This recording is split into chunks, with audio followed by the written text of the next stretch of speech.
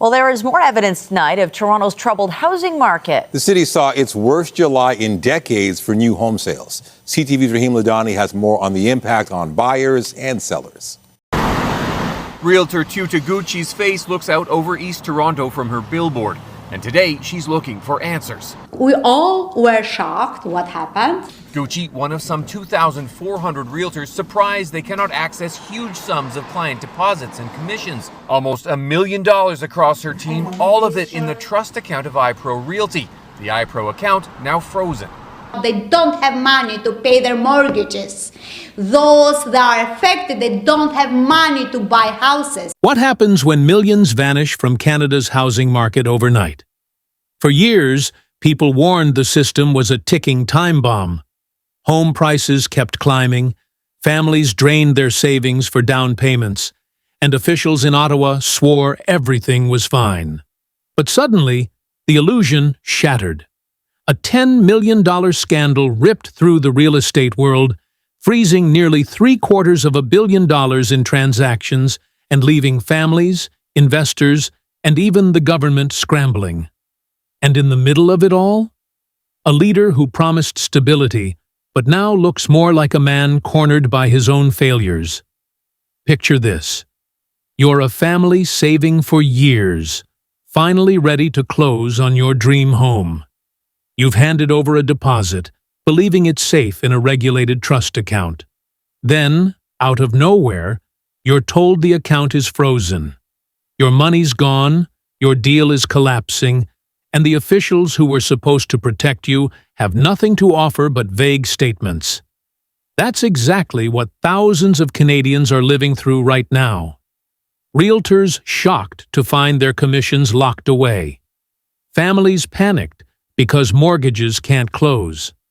Almost $10.5 million siphoned from accounts that were never supposed to be touched. And worse, $720 million worth of pending deals now paralyzed in the fallout. This isn't some isolated fraud. It's one of the largest breaches in Ontario real estate history. And the anger on the ground is boiling over. Agents say if funds aren't released soon, they'll take their protests directly to the regulators' offices. Families are calling it theft in broad daylight. And investors? They're already pulling back. But how could this even happen? The brokerage at the heart of this disaster is iPro Realty, a major player in Ontario's real estate scene. This wasn't some tiny corner shop handling a few local listings. iPro oversaw hundreds of millions in transactions every year. Realtors built their entire livelihoods around it, and families trusted it with the single biggest investment of their lives. Yet behind the glossy image, things were crumbling. Investigations revealed that iPro's co-founders allegedly transferred over $10.5 million out of the brokerage's trust accounts. These accounts are supposed to be untouchable, locked boxes where down payments, commissions, and deposits stay safe until deals are complete.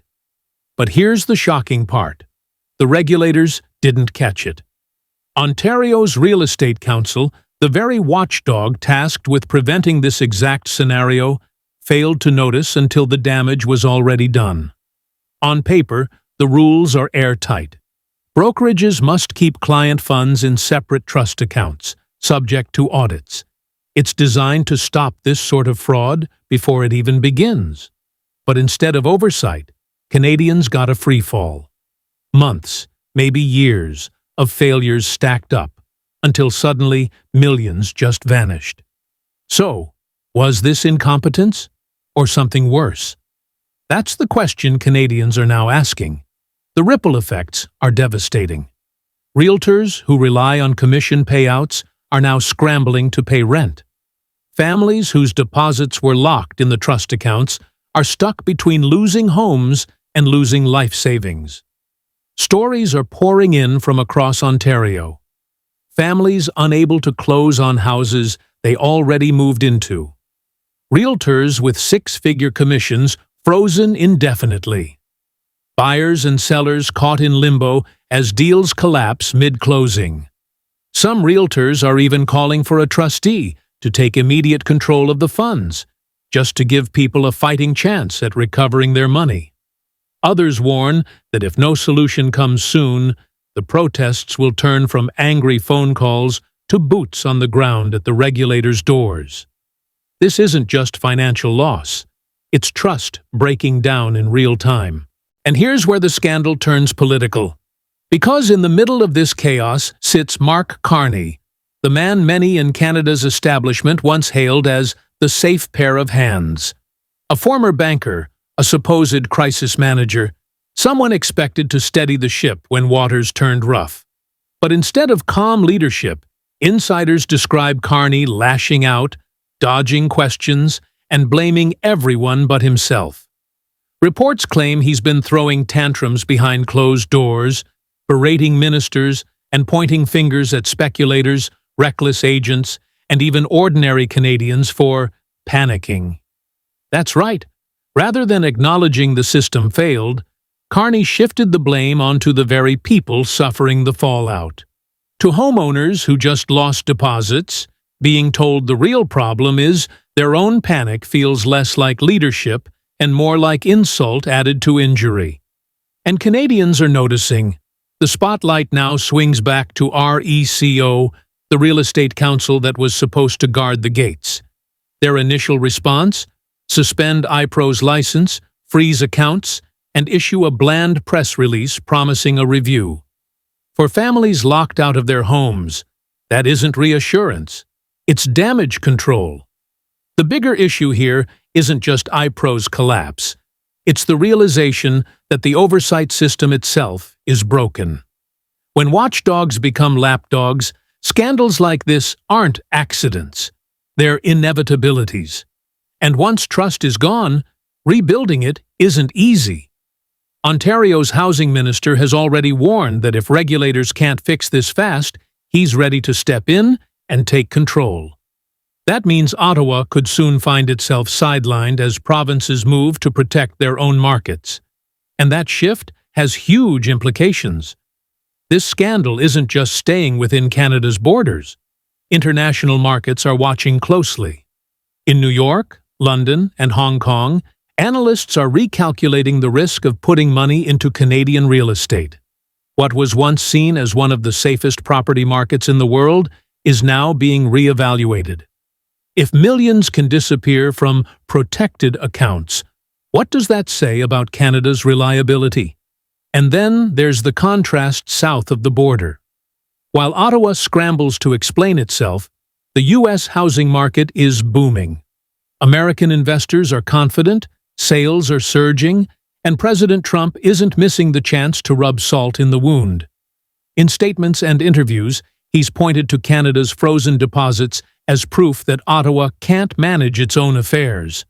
For Canadians already stung by scandal, that comparison is brutal. Beyond the frozen funds and political finger-pointing, this crisis has cracked open a bigger conversation. Who's really in charge of protecting Canadians? Provinces are now openly questioning whether Ottawa's oversight failures put their own housing markets at risk. Some are pushing for more autonomy, arguing that local governments can't wait for federal systems that clearly aren't working. It's a rare moment when financial scandal collides with political fractures. Federal versus provincial tensions are sharpening just as confidence in leadership is collapsing. And all of it is unfolding at a time when Canadians desperately need stability. Because for ordinary families, this isn't about political turf wars. It's about whether the home they've been saving for will ever be theirs. So here we are.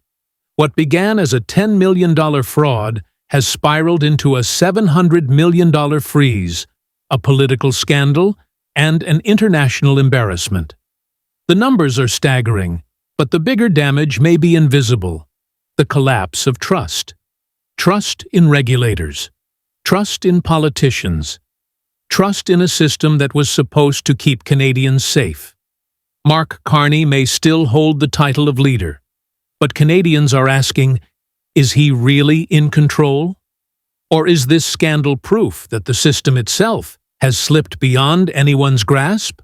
Because if deposits can disappear overnight, if regulators can sleep through millions being siphoned away, if leaders respond with tantrums instead of solutions, then the real question isn't just about housing anymore. It's about whether Canadians can believe in their institutions at all. And if trust in housing can collapse this fast, what's next?